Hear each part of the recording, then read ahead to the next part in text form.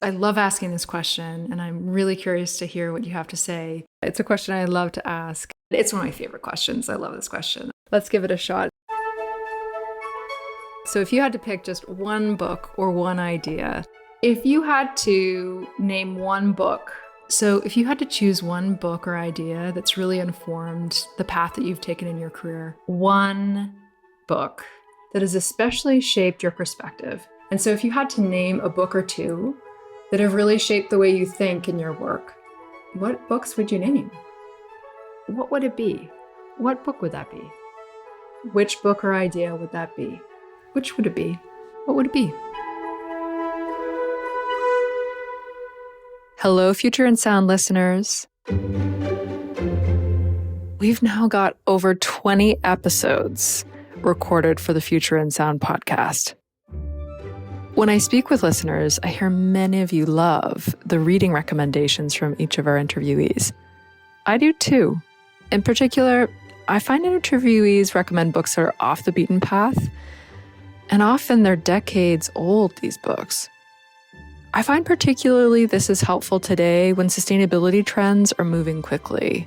And with that in mind, as we enter the new year, I wanted to share a compilation of book recommendations from our interviewees thus far. Happy listening.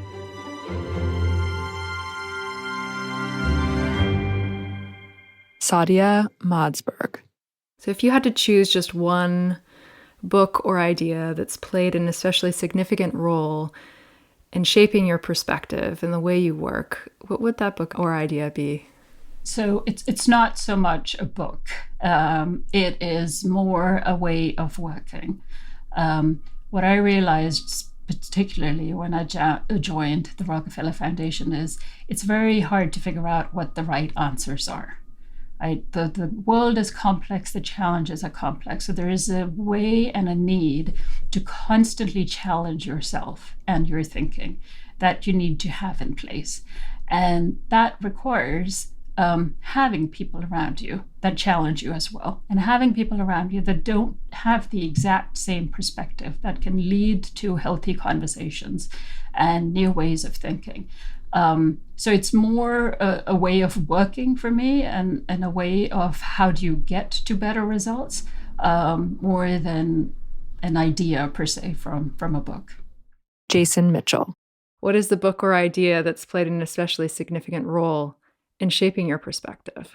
You know, I would say, and it's still, I find it interesting that I should sort of cling to this, but when I was doing my master's at LSE a decade ago, I'd stumbled upon a book called The Logic of Sufficiency by Thomas Princeton, and it kind of blew me away. I mean, you know, at the time I was certainly thinking about sustainability, but I wasn't thinking about it in the context of ecological constraints, in terms of how you change behavior, in terms of the life cycle of norms. And so I always kind of go back. I mean, look, to be honest, this book is the MIT press put it out. So it's not, I don't think it'll ever come out in paperback, but it's one of my favorite books to kind of think about, particularly some of the, I think the paradoxes, particularly in this space, and how to kind of reconcile them.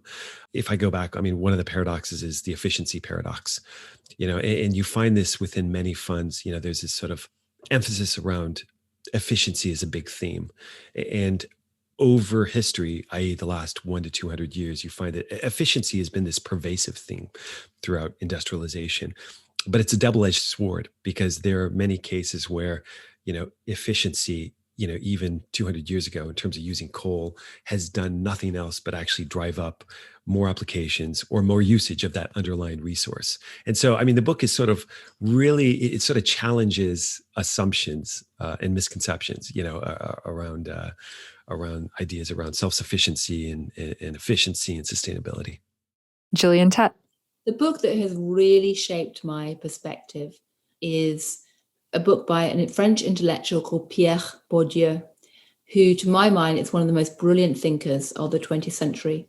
He's barely known outside France or outside the world of anthropology and, oddly enough, architecture, but he is absolutely brilliant. And his ideas about how we all develop mental maps that are expressed in space and habits, and then reinforced in space and habits is so powerful and so profound, along with his concept that basically power structures emerge not just because of economic capital, who has money, but social capital, who has the friends and the networks of influence, political capital, ditto, and also cultural capital. And cultural capital we don't talk about, but it's a fascinating issue in terms of how people reproduce and project status.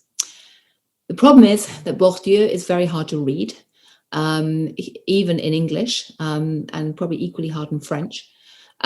So, that's why I hesitate to make it the one book that's influenced me, but Bourdieu's ideas have deeply influenced me. In terms of books that have influenced me recently, I would give a shout out to Joseph Henrich's book, The Weirdest People in the World, about the difference between what he calls weird cultures, Western educated, individualistic, rich and democratic, and non-weird. Everyone should read it to think about what an alphabet and literacy does to the way your brain works. And most importantly, to recognize how weird Westerners are compared to the sweep of history. Anywhere, Sikochi. So I would have to say it's actually Tuesdays with Maury. It's a book by Mitch Albom. I read that book back in, I believe the first time I read it was around 2007, 2008. At the time, I just thought, oh, this is really interesting, really amazing. But I think as I look back now in terms of the themes in that book, things that I've sort of seen over time, sort of repeated, which is, you really have to find a purpose in life, right? And so personally for me, I tend to do well when I know exactly why I'm doing something. So it could be on a research project, right? So these are just short-term things, but the ones where I'm really excited, I sort of see where it's going, the value that it provides, I'm most excited. I bring everything to it. And then sort of bringing it out to life. So I've, at least, different people sort of make different choices. So for me, family was very important. And so I put that, sort of almost first, right? So, obviously if I have a meeting, I'm going to tell my kids to leave the office. But I want them to, that's sort of the most important thing.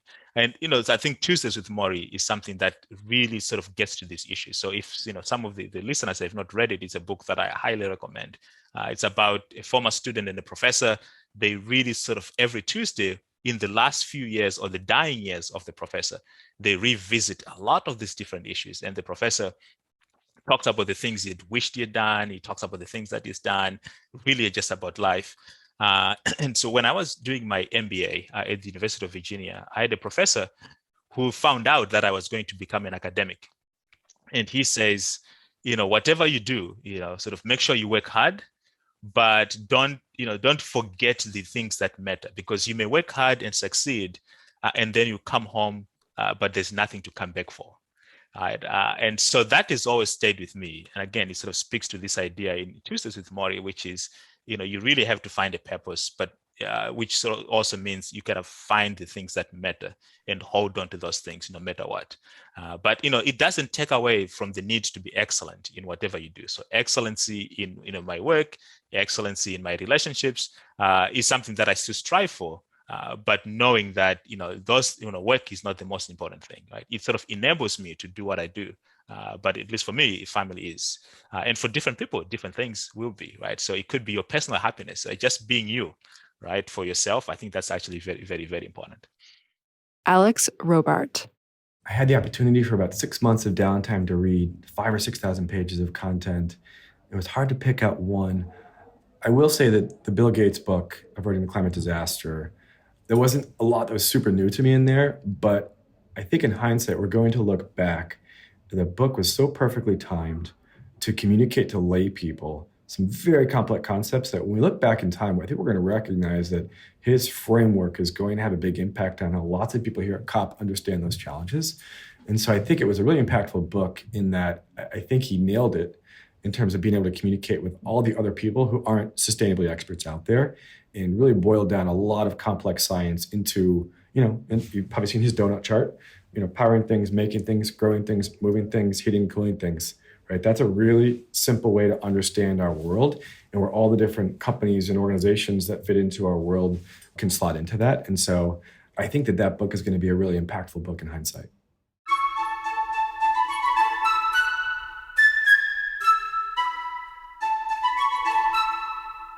Harvey Locke, you are an avid photographer. And I wanted to ask if there's a particular photo. It's going to be very difficult to pick one out. But if there's a particular photo that is most prized or just really that you're most connected to, and if so, what that photo is of and what the story is behind it. Well, actually, that's a really neat question. There's two. One of them is behind me. And that one is of a scene on the edge of Banff National Park and Mount Assiniboine Provincial Park in the Canadian Rockies, Yellowstone to Yukon region where I live. And it's actually, it kind of looks like a romantic painting, but it's actually a photograph that I took one evening that just everything converged perfectly. And this is what photographers dream of. And it describes to me the beauty of the world and the spiritual dimension of when we align ourselves well with the forces of nature, with the divine spirit, the world is a better and more beautiful place. And it means that to me. The other one is a picture I took of a tiger in India in 2005, where I was going through a period of transition in my life. I was alone in a very remote place in India, a tiger reserve. And I was seeing tigers. It's just incredibly, they're the coolest animal you can imagine. They're so powerful and they're so self-confident and they're so vulnerable. So you have all these things embedded in the tiger. And seeing these, there's two pair of them, and one of them got up and moved. And I said to my driver, I think it's going to go over there. Can we go over there? When these little open air Jeeps, I'm in the back, got my big camera. And the tiger went exactly to where I anticipated it would go. And it stopped and it looked at me. And I looked at it, and I got a wonderful photograph of it. And it was this moment of engagement where I realized, this is every bit as cool as the grizzly bears or the bison or whatever I care about at home. That this is, the whole planet matters. Everything alive on the planet matters. And that actually unlocked my interest or created my deep commitment to working at the global scale. So those pictures matter to me. Sophie Robinson-Tillett. I'm re-listening. I read it the first time, but I'm listening to it again now. Mariana Mazzucato's book on the value of everything, which is a great book. I'm sure many of your listeners have probably read it because it's been around for a while, but it's a book about the nature of value in a global economy and who does the taking and who does the making and why we don't reward those things in a healthier way. And I think it's a really important book because we talk about sustainable finance, and a lot of the time we're talking about a bit of jiggery pokery and tinkering around the edges. And I think it's really important that everybody who's involved in the conversation around ESG and sustainable finance is thinking also about those fundamental questions, because what we don't want is to get to a position in 10 years' time where we've got all of the disclosure you could possibly wish for, and we've got all of the enforcement actions you could have on greenwashing, and everybody's giddy, but actually the system it still really doesn't do what it ought to be doing on a more literal sustainability ground. That it needs to sort of, we need to rethink and be conscious of the way that financial markets are contributing to the world, and obviously that world has to be low carbon and it has to respect human rights and all the rest of it. But she's a fantastic academic and economist who really dives deep into that idea of not socializing losses and privatizing gains, but actually thinking carefully about how you make sure that value is actually being created rather than just money. Lisa Kimmel. So there are so many, but the one that I would say, and it's an oldie, but it's a goodie, and that is the no asshole rule. I love this. So my leadership philosophy is all about treating people with fairness, with respect, with dignity. And I will not work with assholes. I won't tolerate assholes in my organization, because at the end of the day, and I talked about this before, to me, employees are the most important stakeholder. And our responsibility as leaders of organizations is to ensure that our employees are motivated, inspired to do great work. And if they are, the business results will follow. And so to me, that culture piece is the linchpin for any successful organization. You can't have assholes in a great workplace culture. Nicola Ranger. Oh, that's a really hard question. So many wonderful books. Well, I have to call out David Attenborough. I know it's an obvious one, but his most recent book last year, and just everything he does on this. So I have two children, and trying to explain to them why climate change. They're quite young, so trying to explain to them why climate change is important is extremely difficult. But you sit them down in front of a David Attenborough documentary, particularly the David Attenborough documentary with Greta Thunberg, and they just got it immediately. Like, Mummy, we need to start eating veggie burgers, etc.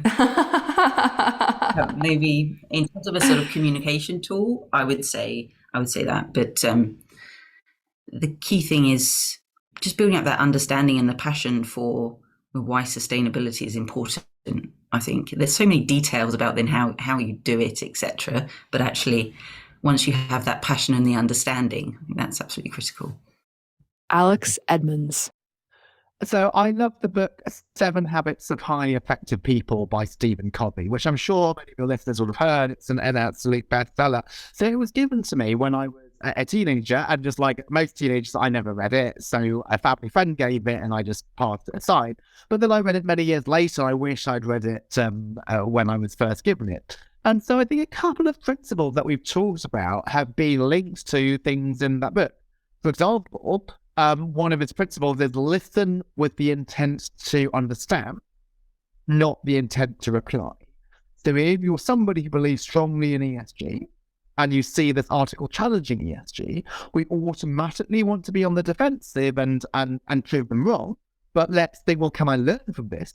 But probably an article is not 100% wrong. Even if I disagree with 90% of it, maybe there's 10% which I learn and I come away smarter and more rounded than I did before. Another of its principles is the importance of focus. So right at the start, he talks about time management. He talks about those things which are important, even if they're not urgent, and how many things can be important. It might only be 2 or 3 at a time. So just like when a company thinks about the ESG metrics, the last thing that we just talked about, Jen, it can't be that we're going to lead the way on water usage and carbon emissions and diversity and particulate pollution, all of those things. Instead, maybe for me as a company which is making soup and soap, like Unilever, let me really focus on educating people on the importance of hand washing. Maybe if I'm a bank like NatWest, I'm going to try to make sure that I'm going to help companies transition towards a greener future, and also help entrepreneurs, particularly minority entrepreneurs, who historically have been shut out of loans, perhaps because of the screening process might be more discriminated towards them. So let me think about a couple of things and do them really well. My responsibility is not to try to solve all 17 sustainable development goals, but to focus on the 2 or 3 where I can really move the needle.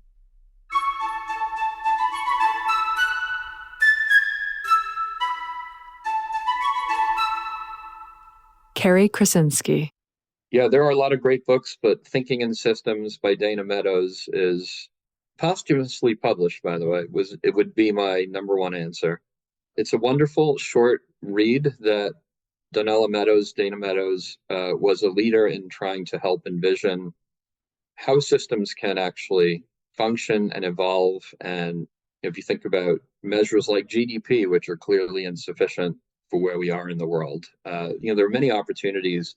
And back to the point about the 5 pillars that we were making, you don't want to overdo it, but systems thinking is super important for everyone to spend some time with and to think about, because that's what really drives the world. And it's the systems and their outcomes that will dictate whether we actually succeed or fail in our attempts to make the world a sustainable place for future generations. That's the best book that I've seen on the subject. I'd highly recommend everyone at least take it in. We have a lot of time for that sort of thinking, and something we like to focus on in our teaching as well. Lisa Wall. It was such a good question. And I actually spent some time on this in terms of what kind of made me who I am, some of the books that influenced me. And where I kind of wanted to start is I really started out as a social policy, anti-poverty person. I was this is where I directed my career after college. And one of the books that I love that really influenced me is a book called There Are No Children Here by Alex Kotlowitz, which is about two brothers trying to make it in a very, very challenging public housing project in Chicago. And I grew up outside Chicago.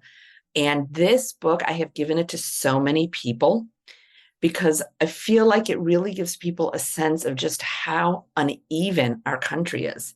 And this notion that everybody has equal opportunity is flat out wrong. You have equal opportunity if you have equal footing, and we don't have equal footing in this country. And so the first part of my career, which was really about social policy, this book was a huge influence. I also look at the world largely through a feminist lens. And one of the kickoff books for this was a book called Woman at the Edge of Time by Marge Piercy, which I just gave to my 24-year-old son to read. He hasn't read it yet. And it was a fascinating book because it was kind of a science fiction, which I'm not a huge fan of science fiction in general, feminist book. And then I went on and got my master's in women's studies. So that was hugely influential on me. And my frame for the world in many ways is through a feminist and social equity lens, I would say. And then for this job, the two books that I've read most recently that really were compelling, one of them was by Richard Powers called The Overstory. And he looked at the catastrophe, honestly, about the increasing decimation of forests and trees, and particularly old growth forests. And if you remember some of the stories, at least in the US, of people climbing into the tops of old growth canopy trees and chaining themselves there and refusing to let them be cut down, you read this book and it's about a dozen people who are responding to the destruction of these forests. And you start to feel quite radical about the importance of trees and the importance of forests and how devastating their devastation is, not just for us as people, but for biodiversity in general. I love that book. And then almost as a companion, I read a book called The Outlaw Ocean by Ian Urbina. And I actually got him to speak at our conference in 2022. And that looks at all of the things that happen on the ocean that we probably don't know about at all. Mass exploitation of migrant workers. Many of us in this field will be more familiar with issues like pollution and plastics, but also there's a boat that goes around that provides abortions offshore to countries where there are anti-abortion policies and women still need abortions. So that's like a chapter. And then there's a chapter, multiple chapters on migrant workers and their poor treatment, oftentimes death in the field. And then just multiple stories about the fact that the ocean is largely unregulated and ungoverned. And what does that mean? And it blew my mind because we think about ocean and we know about the plastic and we know about the lack of biodiversity and we know the pollution and we know we have limited time to stop the warming of oceans. This book takes you on a whole different journey and I loved it. Lisa, I think that you just won the award for the best answer to that question. It is one of my favorite questions, and I'm there on the journey with you. I appreciate it. Thank you, Jen. Elsa Palanza. Oh, gosh. I mean, I think there's certainly no shortage of industry books that I might point you to, and I think there's been a lot of great leaders who've written effectively manuals on sustainability. But the things that really spur me forward are more authors over the course of the centuries, really, who have embraced the very sort of central nodes of what we're doing here. And what I mean by that is, naturalists and poets and people who have written about the natural world and humans' relationship to it for a really long time. I love E.O. Wilson's writing. He has an incredible book on ants. If anyone's interested, it's amazing to think about systems. And actually, I would be remiss if I didn't mention a really beautiful book that was released just a couple of years ago. It's actually an anthology collection of essays and poetry written by women and edited by two really amazing women, Dr. Ayanna Elizabeth Johnson and Dr. Catherine Wilkinson, and it's called All We Can Save, really focused on climate, but with such a hopeful, soul-filled lens. And so if you ever want to feel a little bit better and full of hope on, about all that we can do and all that we can save from a climate perspective, I'd highly recommend that. Sam Cryer. It's actually a recent book, and it's Michaela Lowick's It's Not That Radical. I don't know if you've come across it. I haven't. Tell me more. She is a trainee doctor and a climate protester. She was very big on the Stop Cambo campaign, and she's written a new book that sort of links together a lot of what has caused the climate crisis to begin with, really. So it is, we're still seeing sort of the colonial north-south divide, right? The northern hemisphere and the white side of the world is sort of causing a lot of this devastation that's going to be happening to the global south and is already happening to the global south. And she sort of links together a lot of these different problems and is like, actually, to hope for a world that is better and more positive for everyone isn't a radical idea. And it's really being framed as one, especially in like the United States and to a degree our government as well. This idea that we should all be sort of happy, healthy and safe seems to be crazy and too much to ask for. And so I think that it's a really interesting book, and it really helps you to like reframe how you think about the climate crisis and sort of the world economy and capitalism as a whole, and has given me a bit of hope. And I think you got to stay your ground and protest as well.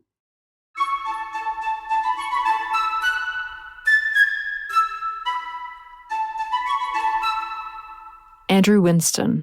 Well, this one is one of my favorite questions. And now you're an author writing books for us all to read.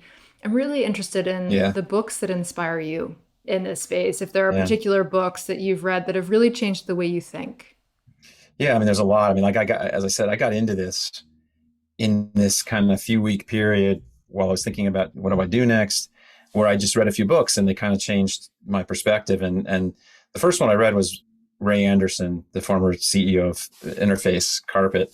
Mid-Course Correction was a book he wrote, I think, late 90s. And in it, he talks about his transition and how he read The Ecology of Commerce by Paul Hawken. Paul Hawken's known more now by his drawdown work and kind of putting out all this information about how do we really reduce carbon. But he wrote a book 30 years ago, Ecology of Commerce, that's just still brilliant.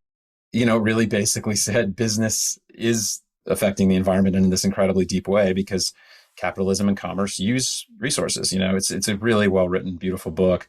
I read this book, Ishmael, at the time as well. That's kind of this fable. It's odd. It's about a great ape that develops the ability to talk and gets very smart and basically takes on a human as a student and basically takes him through kind of the model of humanity and how we got to this place and how we use too much. And it's just a really beautiful story I went back and read again in the last couple of years and really loved it. And there's more recent stuff. There's lots of my favorite authors, like Hunter Levin's Natural Capitalism, Cradle to Cradle 20 years ago, but there's more recent books from all those folks as well. There's also, sci-fi in this field. Ministry of the Future has been a popular book the last couple of years that really paints a picture of what climate could look like in a kind of scary way. Because I think the arts really help, like the movie Don't Look Up. I think it kind of reached a lot of people. It was silly in a way, but it felt kind of accurate, like the asteroid of climate is coming and we're kind of going along. So, I mean, there's lots of things that inspire me, but in the field, those are kind of the big ones that have, driven me. Fred de Blasio. Yeah, I mean, there's countless books, countless stories in my culture. And maybe the simplest is a story. At a young age, I had the good fortune of someone seeing a little sparkle in my eye and sort of taking that mentorship approach with me.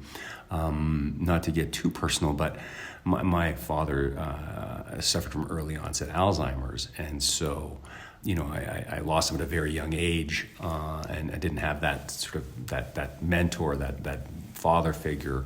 And thankfully, I had a very, very powerful and strong mom who is just phenomenal. And you know, my culture is matrilineal, so I'm still very close to her. But you know, she was able to mentor me in a way and share, I guess, you know, help me develop my feminine side. And I think that's something that fills you out as a human, right? It's you know, you've got your buddies, but and I didn't have the benefit of a dad, but a very powerful and bright shining woman named Diane, my mom, who helped guide me and you know, was my lodestar, if you will. And so you know, I owe so much to her. She's the one who really helped me through the tough times, who helped guide me, and who was my unwavering support through you know, look, everybody has challenges in our journey, and so I'd say it was her guidance and counsel and unwavering support. So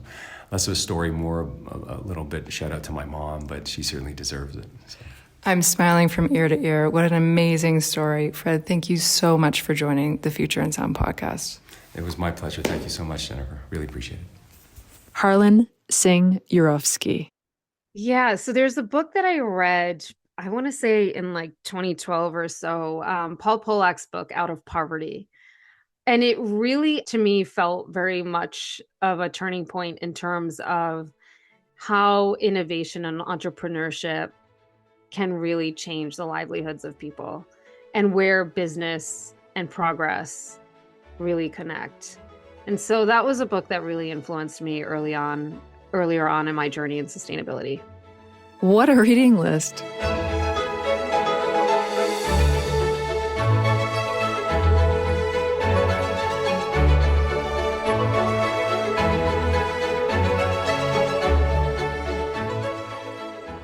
The Future in Sound podcast is written and hosted by Jen Wilson and produced by Chris Attaway.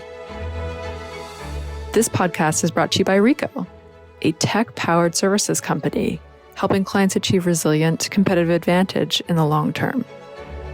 If you enjoyed this special episode, don't forget to rate us in your podcast app. Until next time, thanks for listening.